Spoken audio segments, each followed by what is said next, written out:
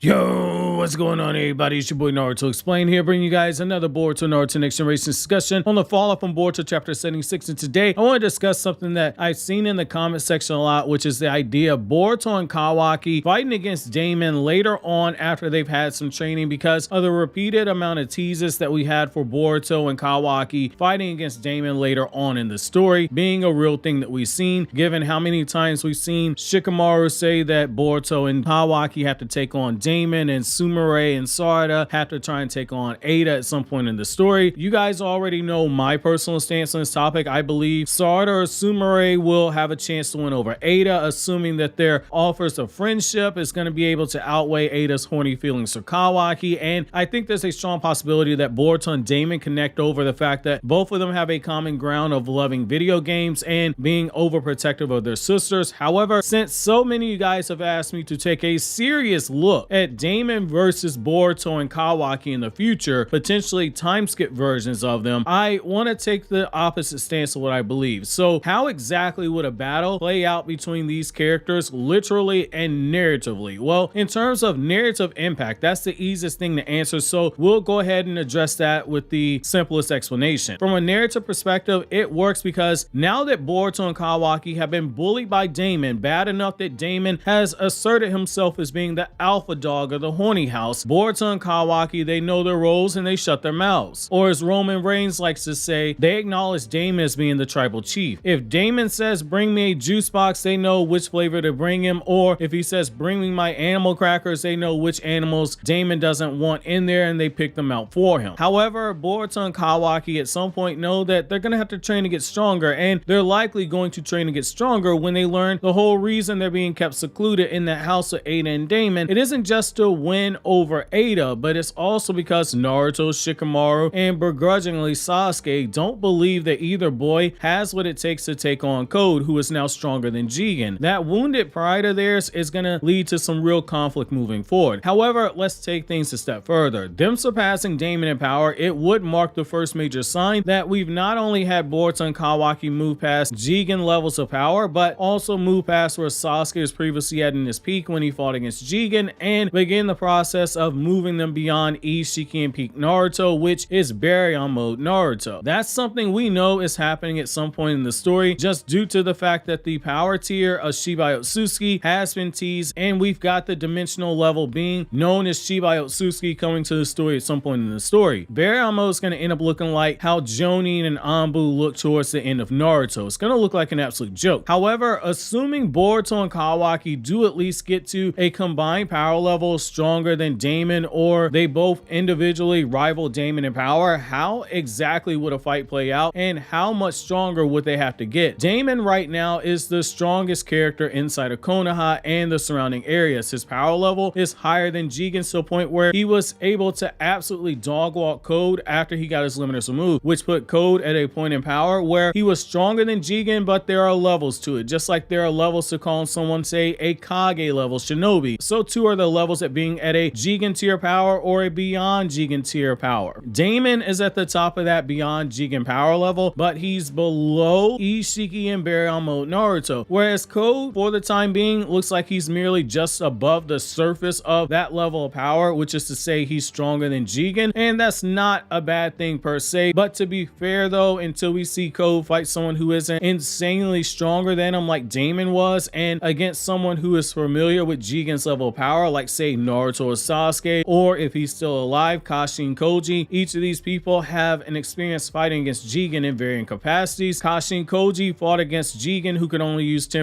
of Jigen's power, but he did fight against Ishiki, so he'd have a good gauge of where Code was at. Whereas Naruto and Sasuke not only fought Jigen, but saw exactly where Jigen's body maxed out before it began to start falling apart, and both of them fought and survived their battle against Ishiki, so any statement by them would give us the most accurate gauge of how much stronger than Jigen Code is, and by extension we can start gauging how much stronger Daemon is than Jigen once we know where Code is at in that equation, because in Daemon's fight he didn't have to rely upon physically placing his hands on Code or anyone else in the room to activate his ability for reflection. Daemon was blitzing Code and knocking him all over the room when they fought. He was tap dancing on his spine as disrespectfully as Ishiki used Sasuke's neck as a surfboard. There's a decent sized gap. We just can't accurately measure it it right now with the information that we have, but I do believe that information is coming. A successful fight against Daemon, in my opinion, it comes down to a few win conditions. Can you isolate him where he can't touch anyone? In this condition, it's a yes and a no. It's not a straight up 1 versus 1 fight. So if he manages to touch Boruto Kawaki, as long as he maintains contact, that auto reflection is on, and any attacks aimed at him or even thought about being aimed at him are going to reflect back to the user. The good thing is that in this battle, Kawaki is going to be the one who plays the X Factor role, and Loki is going to have to carry Boruto in this fight when it occurs in the future after both of them have grown stronger. Again, it's not to say that Boruto's weak, but Kawaki is going to have to do a lot of the pulling, and I'm going to explain to you how. So currently Kawaki's summoning speed with his dojutsu is way too slow. Daemon can just catch the chakra rods he's summoning at a speed where he can casually flex on Kawaki by catching the chakra rods with his teeth. Kawaki's comfort with Ishiki's dojutsu is going to have to grow a lot more than what it is right now, but he's also going to have to become stronger, which in turn should make up for the speed at which he summons the chakra rods or summons those chakra cubes in order to speed them up as well. Between that and planting the chakra rods all over the battlefield, assuming you have prep time to resize them so they can penetrate Daemon when he isn't expecting it, you at least have Daemon on the move and distract him enough to keep his hands too busy to make contact so he can cut on his reflection. If Kawaki's able to pull a Naruto and start spamming his best jutsu, potentially using shadow clones as a distraction method, and he's fast enough in order to stay away from Daemon, potentially shrinking himself down to 1 inch in size and still summoning those giant objects, it's going to be enough to keep Daemon distracted that it opens up the door for Boruto. Now, Boruto has enough high-powered long-range jutsu to start inflicting major damage on Daemon if Boruto's at least at a level where he can start approaching Daemon's power level. This is where Boruto, at a young age, being the genius that he is and not being limited like his father was at that same age, it really comes into play. Naruto didn't start moving away from close quarters combat reliance until he got to the Pain arc, where he mastered the Rasen Shuriken, and for a good while in the manga, that was his only real long-range jutsu. Boruto, on the other hand, at the age of 12, has a few mid to long-range jutsu that, when they're amped by the Karma Seal, they should start doing more damage to Daemon if that auto reflection is being negated by Kawaki spamming attacks. His strongest jutsu would be if he mastered the Rasengan that Momoshiki created using Boruto's Rasengan, which is basically compressing a normal Rasengan down to the size of the compression Rasengan and then shooting it out like a bullet at his target. Something like this is going to do the max amount of damage to Daemon if you time your attacks with Kawaki, spamming his other long-range attacks. His next strongest attack is going to be that green wind release Rasengan, which is something that Boruto can throw, and it would be amped up by his Karma Seal. The other thing, he should be able to use the water release attack that he used against Al, or use his Thunderclap arrow, both of which are long-range attacks. If Daemon does try to blitz him, if Boruto's speed is relative or in the same tier as Daemon's when this fight occurs, he can just use the Gale Palm Jutsu, which again is going to be amped up by his Karma Seal to push Daemon back. Between that and Boruto's Karma Seal, if it's truly mastered, being combined with the Shadow Clones, there's enough ranged attacks to take down Daemon. He's more than capable as a 1 versus 1 fighter. We've seen that, but the problem is that the one jutsu that we know that he possesses, the weakness, it's simple and childish, much like Daemon. The problem is just like that fight against Jigen, the power itself has a very simple counter, but meeting the conditions to counter are absolutely hard. When you really look at Daemon's jutsu, it's a lot like the Shadow Possession Jutsu, in the sense that in a battle setting, it's most effective when he's able to have a comrade there with him. Now, you get an even bigger problem in a battle against Daemon if we assume that Daemon can fly like Ada, which if he does have that power, Daemon has an even easier time dodging attacks because he isn't limited to just being on the ground here. Your best bet is to confine him to the ground and try to overwhelm him with enough ranged attacks that use enough speed to give Daemon a headache and allow the other person to either start tagging him with long range attacks or coordinate your long range attacks for a distraction with their attacks to try and take the Sakura Tsunade approach, where you just floor the guy with one hit by releasing all your power in one attack. Honestly, I can see why some of you guys want to see this rematch later on in the story when Boruto and Kawaki have had a chance to actually train and they got a chance to actually win, because it would be a good fight to actually see given the powers that each of these three involve. How do you guys see this fight playing out between a stronger, keyword stronger, Boruto and Kawaki versus Daemon? While you think that over, click here to watch my newest Spy Family video on KRYPTONIAN SAIYAN, or click here to watch this Naruto Explained video.